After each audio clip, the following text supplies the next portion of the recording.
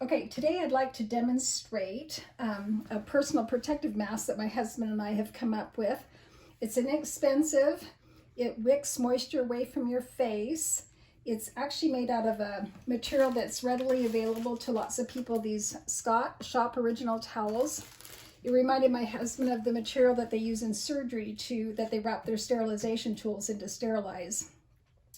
What he liked about this is this material actually wicks moisture away from your face, so it doesn't hold moisture up against your face. First thing you do is you tear one towel off your roll here. And you're going to have a serrated edge where you've torn off and then a straight edge. The first thing you're going to do is on this, you're going to trim 2.5 inches off on your straight edge. First of all, what you'll do is you'll rotate your towel after you've cut that 2.5 inch strip off. You will fold it in half, crease, you'll unfold. Then you'll take your next edge and fold it up.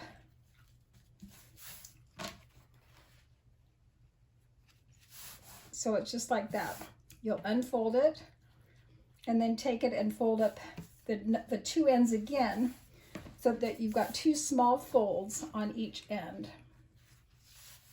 At this point, I would probably take it over to my iron and press these folds a little bit more in place. At this point, I took some double-sided tape and I ran a line of double-sided tape right along the inside of that fold. It's not necessarily that you need to use the double-sided tape. You could actually use a 1/2 inch surgical tape or any kind of tape that you have. Originally, I used this thin floral wire that was 18 inches long. I've since run out of this wire and I've switched to other floral wire that is 22 gauge floral wire. And it seemed like this wire was heavy enough that I only needed to use a single strand. So I've cut here a 3-inch piece of floral wire. You're going to take this piece of wire and put right on top of your tape. And then you're going to, once it's straight, fold it over and the tape will hold it in place. At this point, you take your mask and you take this with the sections that are up and you're going to again fold it over one more time and press with your hands. You flip it over and start folding it accordion style.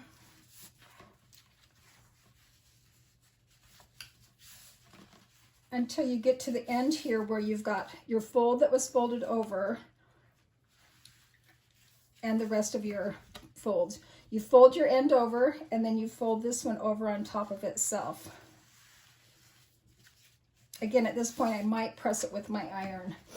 At this point, you turn it over and you locate the area that you have the nose or the wire for your nose. You take a 15-inch piece of elastic, and this will depend whether longer or shorter depending on what you need for your size of your head.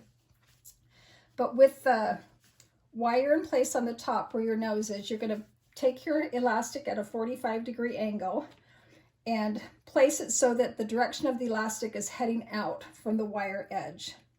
You'll take that to your sewing machine and stitch along this side. Then you'll come around here with your elastic, put it on the other edge, again heading out in the direction of the wire, the nose wire. Again, stitch it. At that point, after it's stitched on, you will just take some scissors and cut off the edges, each edge, and then you will have your own personal protective mask. Here's a quick demo of me sewing the straps onto the mask. Again, locate the wire edge of the nose piece, and then you're going to put your elastic at a 45-degree angle, heading out the direction. This is probably the most confusing part. And then you just sew along.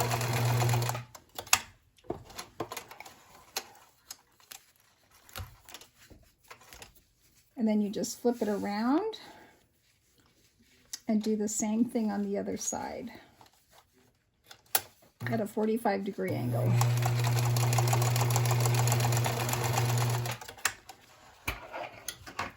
After that, then you just take a pair of scissors and cut the excess towel off on each edge and any loose strings.